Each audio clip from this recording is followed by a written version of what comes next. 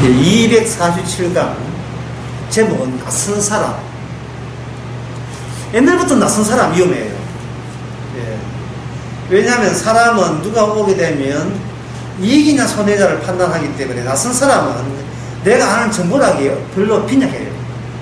그래서 친절하게 왔다가도 내 뒤통수 칠 수도 있고 뒤에서 칼질을 할 수가 있습니다.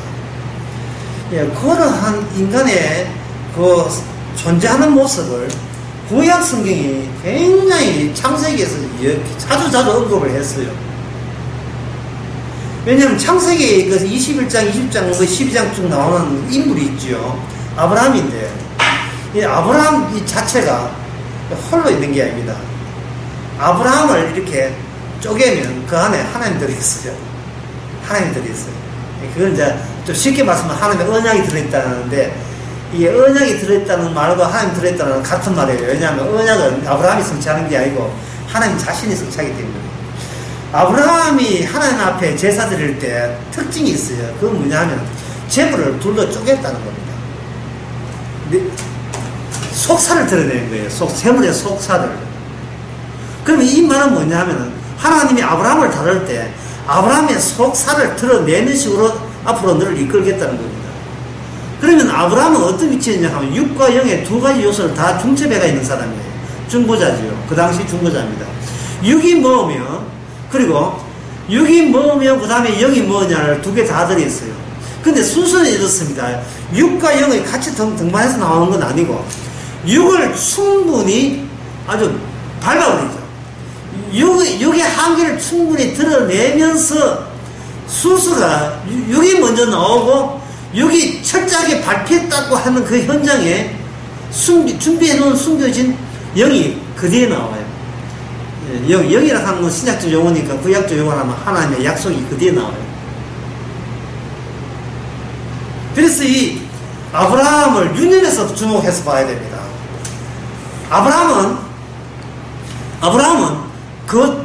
아브라함이 그쪽 동네에 갈 때는 어떤 사람이 되냐면 낯선 사람으로 가야 돼요. 왜냐면 자기 살던 고향이 아니에요. 그러면 아브라함은 그쪽 사람에게 어떤 대우만 나그네 대접을 받습니다. 그리고 자기 소유의 땅이 없어요. 하나님께서는 아브라함을 통해서 자기 소유가 없는 아브라함을 언약이라는 사건을 일으켜서 그 땅, 소유가 없었는데 땅을 소유주를 제공해 줘 버려요. 그러면 땅이 제공됐을 때에 그 다음 문제가 뭐냐면 아브라함이 나이가 많은데 자식이 없죠. 자식이 없는 상태에서 땅 가져봐야 소용없어요. 왜냐하면 이거 땅을 유산을 해봐야 아브라함 죽고 난 데는 그 땅에 살 사람이 아무도 없으면 안 되겠죠. 땅을 주고 그 다음에 뭐냐 하면 자식을 아브라함에게 제공하는 겁니다. 그러면 아브라함과 그 자식 이삭입니다. 사이에 또 무슨 원리가 주어지냐 하면 낯선 사람이라는 원리가 또 주어져 버려요. 아브라함이 하나님께 부름받았을 때 자기 고향에서는 잘 나가는 사람이죠. 그런데 이걸 그 주지를 완전히 아브라함을 알지 못한 동료로 이전해버립니다. 그러면 솔직히 아브라함은 그쪽 사람에게 낯선 사람이 되어버립니다. 그에서 낯선 사람 만들기 작업이 그 다음에 아브라함의 자식들에게도 동일하게 적용이 되어버려요. 그러면 아브라함의 입장에서 이삭이 낯선 존재가 되어버립니다. 흔히 그 아브라함 이야기하면서 사람들 하죠. 아브라함이 누구를 대접했다고 이야기합니까? 낯선 사람을 대접했다 하죠. 왜? 천사 3명을 대접했잖아요.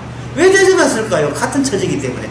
자기가 이 땅에서, 지금 아브라함이 거주한 땅에서 자기는 전에 낯선 사람 대우받았거든요.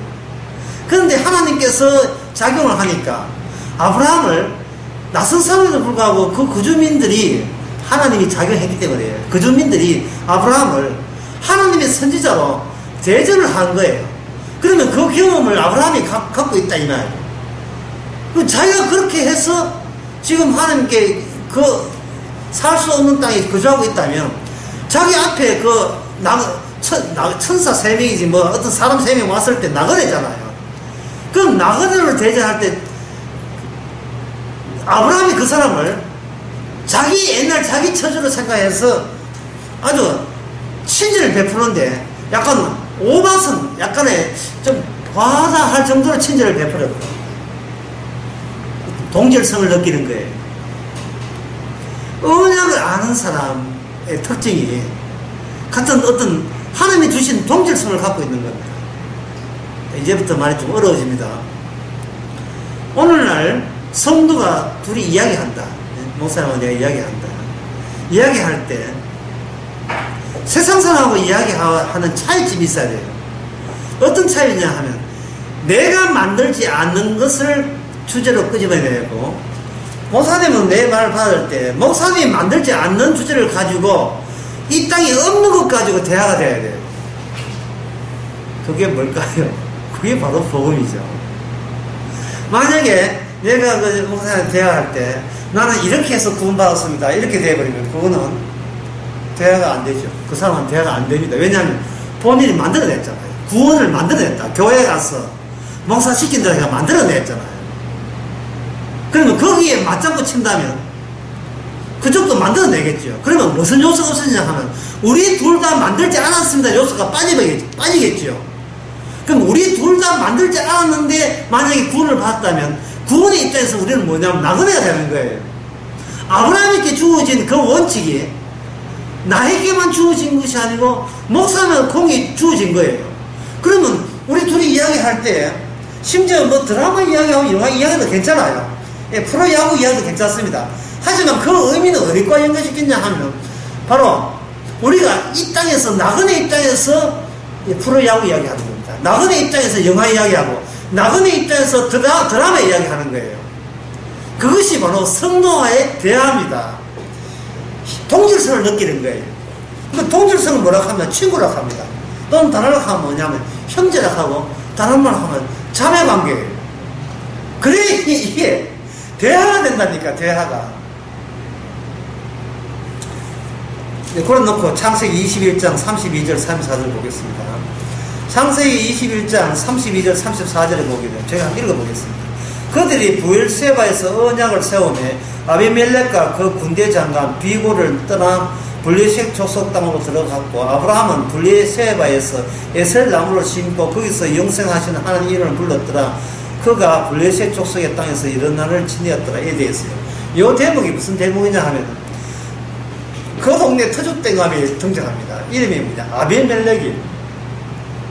이 아비멜렉이 아브라함에 대해서 갑자기 언약을 맺고자 나옵니다. 약속을 맺고자 나와요.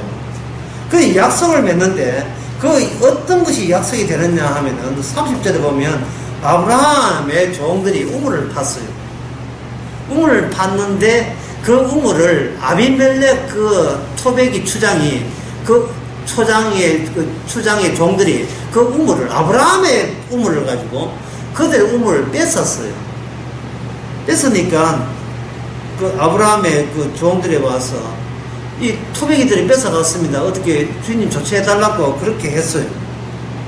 그렇게 할 때 아브라함이 그 아비멜렉을 만났어요. 만나고 난 뒤에 뭐라고 하냐면 여기 29절에 보면 아비멜렉이 아브라함이 이르되 그 7 암양 새끼를 따로 놓으면 어쩌미뇨. 3절 아브라함이 이르되 너는 내 손에서 이 암양 새끼 7을 받아 내가 이 우물을 판 증거로 삼아라. 이래 되었어요. 지금 얼른 봐서는 지금 스토리가 지금 어떻게 엮이는지 어떻게 흘러가는지 전혀 감이 안 오죠. 예, 이게 아브라함의 특수성 때문에 그래요. 왜냐하면 지금 누가 잘못했냐 하면 아비멜렉 쪽이 잘못했어요.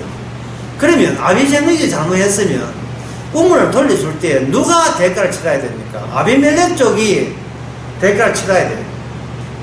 그런데 아브라함은 뭐라 하면 그 우물을 도리어 자기 우물인데 그 우물을 뭐라고 하면 아비멜렉에 줘버려요.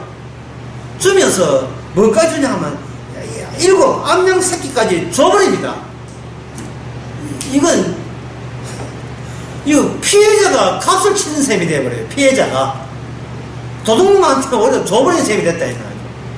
그리고 말하기를 뭐라고 하냐면 네가 우물을 가지되 이 우물을 누가 팠다 이 아브라함이 받는 걸로 여기서 정글을 삼고 우리 계약하자라고 이렇게 되어 있어요. 하나의 언약을 맺어라 해야 되는 겁니다. 이것은 기존의 아비멜렉 동네에 있는 다른 사람의 계약에서는 도저히 있을 수 없는 계약이 생깁니다. 아까 제목을 낯선 사람까지. 낯선 사람의 이 특징이 뭐냐 하면 어떤 동네에 가서 거기에 하나님께서 거주했을 때 주변 사람들한테는 아브라함하고 이렇게 동격으로 이렇게 대화하지만 아브라함은 동격이 아니고 이 땅에 없는 원리를 그들에게 제공해버려요. 뭐냐 하면 이 땅은 내가 받지만 내한테 그냥 줄게, 그냥 줬다는 식으로 양 새끼 7마리 줄게 이랬는 거예요. 이거는 절대로 우물값이 아니에요. 우물값이 아니고 줘놓고 그 소유권을 영원히 아브라함 소유권으로 이전하는 겁니다.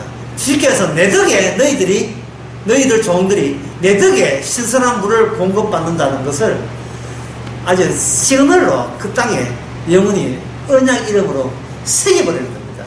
이것이 바로 언약의 개통이, 하늘의 언약이 오직 아브라함을 통해서 내려온다는 사실을 그 뒤에 아브라멜렉 그 집의 토착인들에게 아브라함의 존재를 각인시키는 거예요.